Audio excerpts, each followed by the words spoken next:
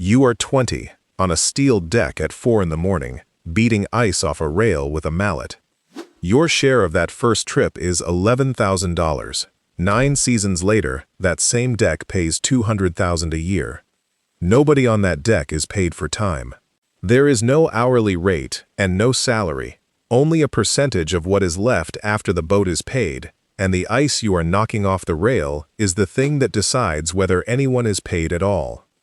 This is every level of an Alaska crab fisherman's career and what it costs to climb.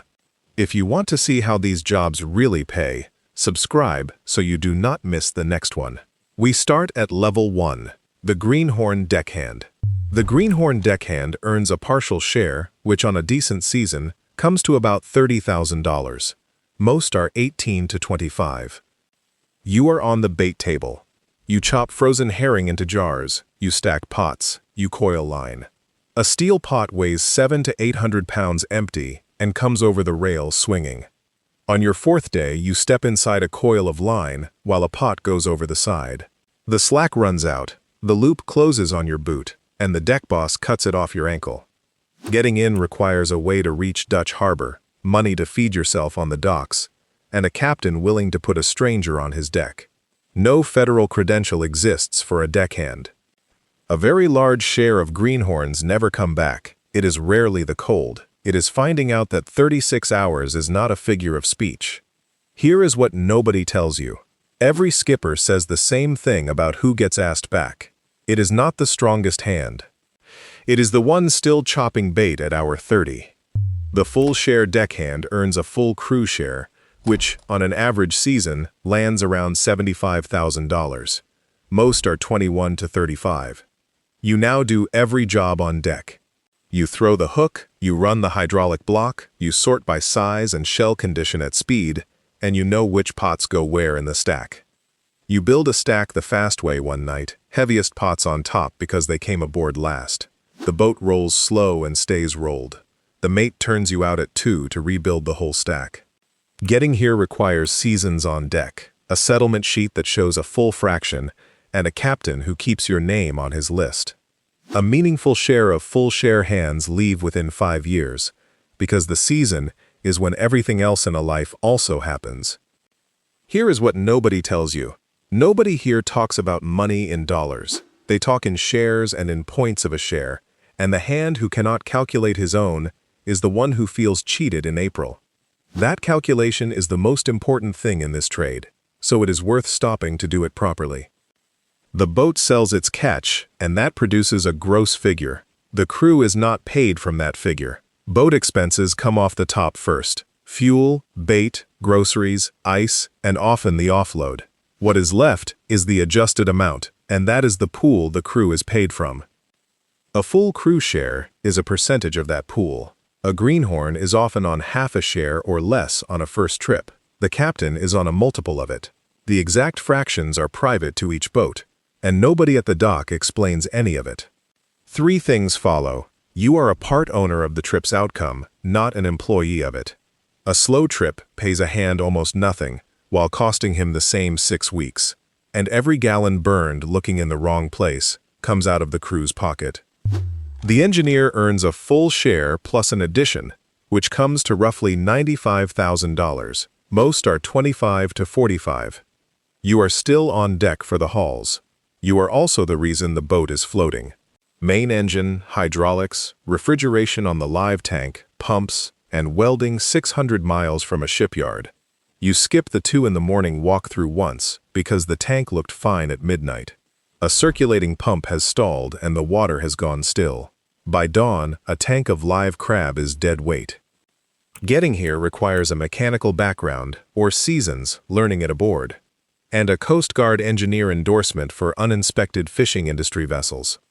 A steady stream of engineers move ashore inside 10 years, usually to a plant in Unalaska. The same skills ashore come with a door you can walk out of at 5. Here is what nobody tells you. The pumps on the live tank are the quiet emergency of this trade. Crab are sold alive, and a pump that stops at night can kill a tank worth more than the season's fuel bill. There is one more thing to understand before the next rung. and it is why this fishery looks nothing like it did 20 years ago. Until 2005, this fishery was run as a derby. A catch limit was set for the whole fleet.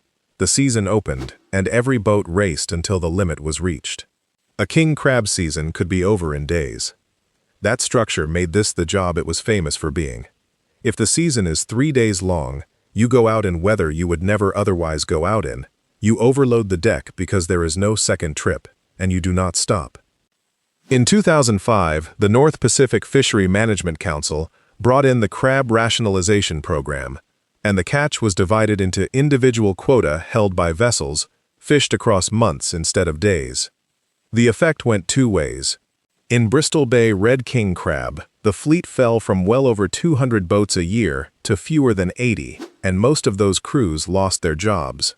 But a boat could now wait out a storm at anchor, because the crab it did not catch on Tuesday was still its crab on Friday. The deck boss earns about a share and a half, which comes to roughly $115,000. Most are 28 to 45. You run the deck. You decide the order of the work, where each hand stands, and when the deck is too far gone to keep hauling. You wait 40 minutes to call the deck in, because the pots are coming up full and you can hear the crew counting. A hand goes down on ice near the launcher. His season ends that night. Getting here requires seasons on the same boat, the trust of a captain who has watched you handle a bad night, and a willingness to be disliked. A fair number do not stay in the role. You sit between a crew that eats with you and an owner counting every idle hour, and both believe you work for them. Here is what nobody tells you. The deck boss is the one who says the word about ice, out loud, in front of everybody, while the pots are still coming up full. Nobody thanks him in the moment. Ice is where this whole trade comes to a point, so here is what it actually is. Freezing spray is not snow, and it is not weather in the ordinary sense. It is seawater thrown up by the bow in a wind cold enough to freeze it on contact, and it builds on the highest and thinnest things aboard first. The rigging, the antennas, the rails, the stacked pots. Weight high up is the one thing a vessel cannot carry. A boat heavy at the bottom rights itself. A boat heavy at the top reaches a point where it does not, and the change from one state to the other is not gradual. Crews go out into the middle of it with mallets and bats and beat the ice off, in the dark, on a surface that is now a skating rink, while it reforms behind them. The mate earns roughly $140,000 on an arrangement that sits between the deck and the wheelhouse. Most are 30 to 50. You stand the opposite watch from the captain. You run the boat alone for half of every 24 hours, including the half where the weather usually turns. You set a string on your own judgment in a place the captain would not have chosen. The pots are still there in the morning, and the crab are not. 2 days of the quota window are gone. Getting here requires a Coast Guard-made endorsement for uninspected fishing industry vessels, sea service on the right tonnage, and a captain who can sleep while you steer. A good many mates never take the last step. Some cannot get a boat. Many decide they do not want the money side, or the 6 families. Here is what nobody tells you. Every man who reaches a wheelhouse meets the same night. The gear is producing, the crew is making money, the ice is building, and stopping costs everybody something they can count. On the 11th of February, 2017, the crab boat Destination left Dutch Harbor with a crew of 6 and a deckload of pots, headed for the Opilio grounds near St. George Island. It never sent a distress call. An emergency beacon went off early that morning, and the boat was gone. All 6 aboard were lost, and no bodies were ever recovered. The National Transportation Safety Board found the vessel capsized and sank rapidly, and named the probable cause as the decision to proceed in heavy freezing spray without the margin of stability to withstand ice. The board also found the boat carried far more bait and far heavier pots than its stability booklet assumed. Nobody in Dutch Harbor tells this story as a judgment on that crew. It is told because a loaded boat in freezing spray has a margin. The margin is invisible from the deck, and it is being spent whether or not anybody decided to spend it. The captain earns roughly $200,000 in a normal season, and more in a good one, because his share is a multiple of a deckhand's from the same pool. Most are 35 and up. You decide where to set, when to move, when to go in, and what the boat can carry. You carry the licensing, the hiring, and 6 people whose families you know. You keep hauling 1 hour past the point you had already decided on because the string is producing. You run in listing with a crew that will not look at you. You never do it again. Getting here requires a Coast Guard master endorsement, a track record other captains will confirm, and an owner willing to hand over a vessel worth several $1,000,000. A steady stream leave within 5 years, almost always for the shore side of the same business. Here is what nobody tells you. The ones who get their own boat are almost always the ones who stopped it once, early, when it turned out to be nothing, and never apologized afterward. The latter stops here, and the money does not.